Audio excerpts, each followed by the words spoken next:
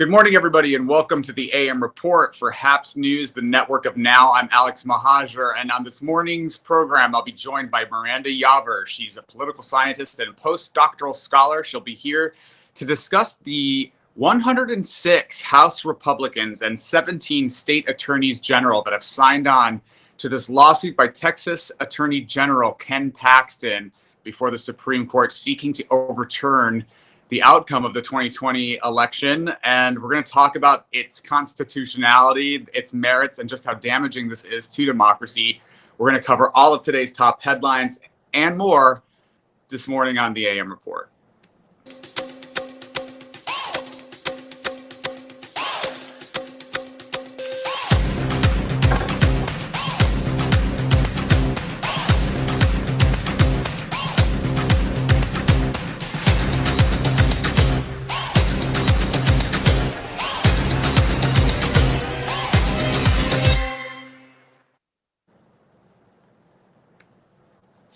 Good morning, everybody, and welcome to the program. I'm Alex Mahajer on this Friday morning. If you're watching on the HAPS app, website, or platform, please click the award button. Let us know you're enjoying it. Or if you're watching on Periscope, YouTube, Reddit, Twitter, wherever you may be watching, Facebook, leave a comment and we will bat around with you live on air and just get into it with you. We've got a lot of headlines to cover this morning, so we're going to jump right into it. The CDC director is warning that daily coronavirus deaths in the United States is going to exceed the 9/11 death toll for 60 consecutive days. We are expected to hit 300,000 deaths this weekend in the COVID-19 pandemic, just as COVID-19 vaccines by Pfizer relieved emergency authorization just yesterday. So Brandon Bernard, 40 years old, was executed by lethal injection on Thursday night after the Supreme Court refused to stay his case. This becomes the 9th federal execution this year and renews the debate about the death penalty. I'll note that federal executions only resumed this year under President Trump. The Justice Department has been investigating a scheme to lobby the Trump administration for a pardon, and are now indicated by a now deceased California billionaire, Sanford Diller's $6 million donation to Trump and promises of more. So this is a ongoing investigation about a bribery for pardon scheme that's been going on with the White House. Altogether, super shocking. Democrats are insisting on assistance for state and local governments in the ongoing economic relief negotiations, which Senate Republicans won't accept without liability protections for employers. This is not popular with progressives, and Congress is expected to impose new government funding by next Friday. So it looks like this may be a potential snag for the ongoing negotiations and something that may end up holding up the deal before our Congress goes on its Christmas break. International Union for Conservation of Nature has listed more than 35,700 species, which is almost 30% of all plant and animal species, that are being threatened currently by extinction, including all freshwater dolphins in the world, almost 1/3 of all trees, and 40% of all amphibians. So people who are paying attention to conservation and the environment are alarmed by these figures, which were just updated yesterday by this organization on what's called their red list. So altogether, just a joyous Friday morning. I'd like to welcome Miranda Yaver to the program. Miranda, good morning. Good morning, Alex. How are you doing? Oh, doing well, as with always, socially distancing and existential dread, as is the case in 2020. Sounds like 2020, exactly. 2020. It's good to see you this morning, and I'm glad that we have you this morning. We have a lot of people chiming in. We've got Adam Cobb from LA. Good morning, Adam. Adam Cobb, are you in LA or from Washington? I'm not sure, but you're saying hello from both. So good morning, though, and thank you for the Super Clap Award. If you're enjoying the program, give us an award. Click the award button in your stream. Let us know. Mel M is saying hello from Sydney. Good morning, Alan.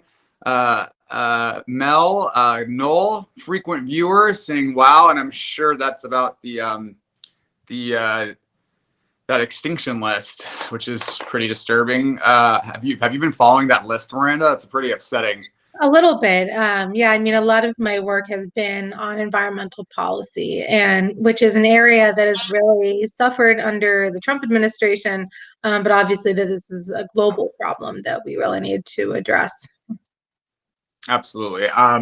But look, I wanted to have you on because you are a friend of the show. We have you on every Friday. Spoiler alert. But I know that you have an expertise in constitutional law and political science.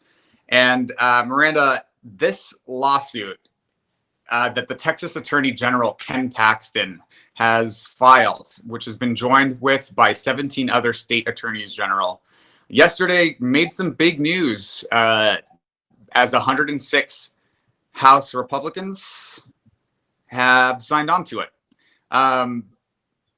Let's see here. It looks like we maybe have 106 House Republicans have signed on to it on an amicus brief that's been filed with the Supreme Court supporting this lawsuit.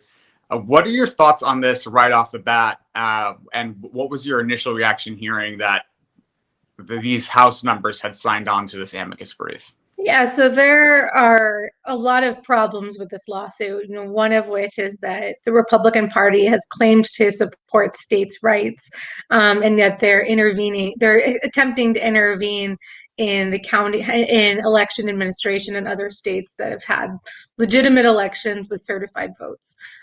So first off, there's the hypocrisy around sort of states' rights for me, but not for thee.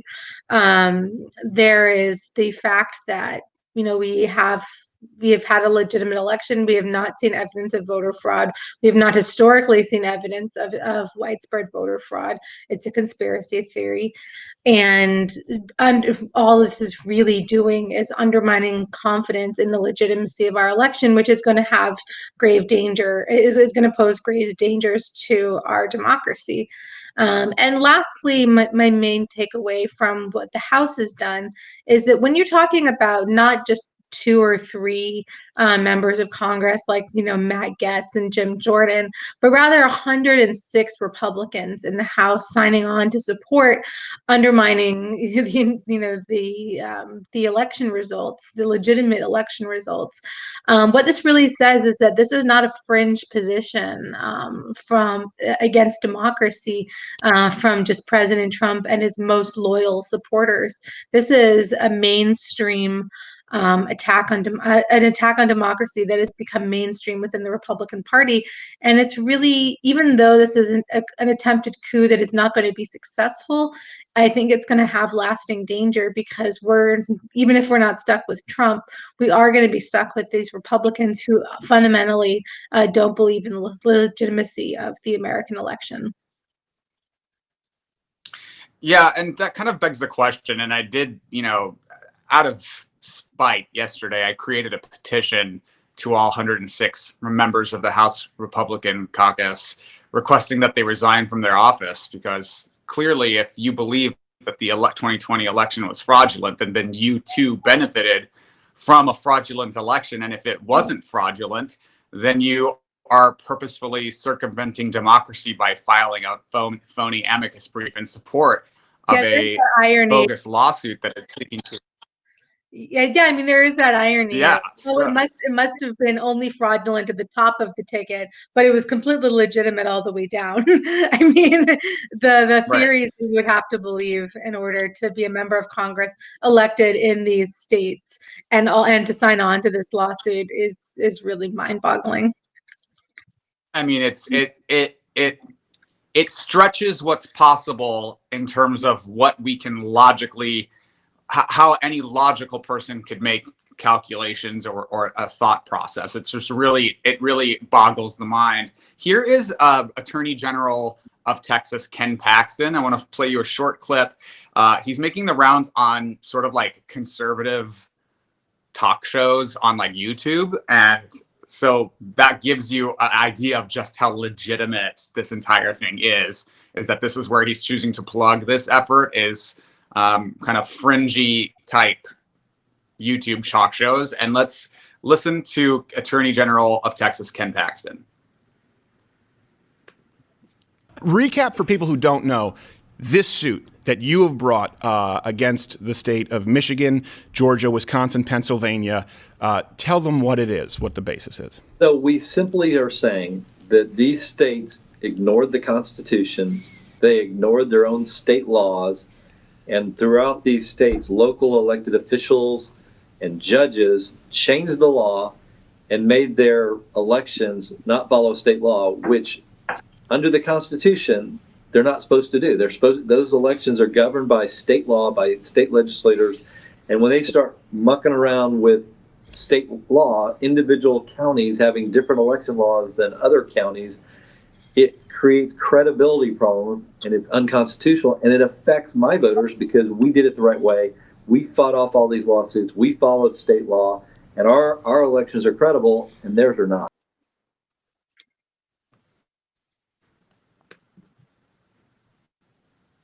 I mean, Miranda, the candidate, the logic here is that the candidate that I wanted to win won in my state, so my election was credible. But in states where my candidate didn't win, their election was not credible, and because they mucked around with the state law and the county, like, it's just really grasping at straws. So what do you think about Attorney General Ken Paxton before I provide some receipts about just how credible he is? Yeah, I mean, it's really hard to watch these arguments with a straight face. I mean, the cornerstone of our democracy is accepting the election results as legitimate, regardless of whether we win or lose. And this is certainly uncharted territory for the United States. Seeing this post-election litigation over the legitimacy of the outcome, but one of the other things that I think is important to remember is that the Georgia Secretary of State is a Republican. These are not bleeding heart liberal, state secretaries of state that were administering these elections. Brian Kemp is a Republican, a staunch Republican at that. And so, it's not like these are, attorneys, as our state secretaries of state and governors that were predisposed to be in the Biden camp. They were predisposed to respect the election results, to respect the will of the people. And so, to act as though just because they voted for Biden, the results couldn't have been legitimate, is fundamentally contrary to American democracy. And Well, Miranda, I brought some. Oh, go ahead. Yeah, go on. Oh, what were you going to say? I think that it's really important to remember that the American democratic system relies a lot on norms as opposed to laws, and we have historically had good faith actors in power. We don't always agree with them on policy, but historically we have agreed on the rules of the game. And right now we're seeing the danger of when bad faith actors are in positions of power in this system. I agree. And Miranda, I brought some receipts this morning about just how credible Texas Attorney General Ken Paxton is. This is, let's see if we can get this in here. Ken Paxton, he himself is not a super credible guy. He's been under an indictment since 2015 for securities fraud charges relating to activities prior to taking office. He's pled not guilty, but those indictments are still ongoing. In just October of this year, several of his high-level assistants made allegations accusing him of bribery, abuse of office, and other federal criminal offenses. And all 7 of them lost their jobs for speaking out. And so Ken Paxton complaining about the legitimacy of other people's elections when he himself, by all accounts, is not exactly the most credible person. It's just altogether not a great guy, Ken Paxton. And yet here we are with these lawsuits. And so also let's just point out for our viewers, Miranda, the final election results. Joe Biden won the 2020 presidential election with 5.5% of the vote, more than 81 million votes, something like 7 million vote spread, 306 electors versus Donald Trump's 232. So the electors are going to meet December 14th to cast their final votes in this. And is that the end of the process? Is that where it ends? Assuming that the Supreme Court doesn't decide to block these electors, can Americans feel like they can take a deep breath after December 14th? I think that they can take a deep breath after December 14th with respect to who is going to take office on January 20th. I don't think that we can take a deep breath regarding what the president is going to do in his last days in office, because he is going to continue to try to undermine confidence in the legitimacy of the election, which is only going to undermine confidence in the Biden administration in the eyes of Republicans, and that's a problem. And how he's going to use his office. Is he going to abuse his power to pardon people? Is he going to do other things to hamper what the next administration can do? So I think that that's where the anxiety should be concentrated, and not based on who is going to take office on January 20th, because it's going to be Joe Biden. The Supreme Court is not going to take this lawsuit seriously. They're meeting today. I think we're going to hear today or tonight that they're either dismissing the lawsuit or they'll consider hearing it, but they will vote it down on the merits.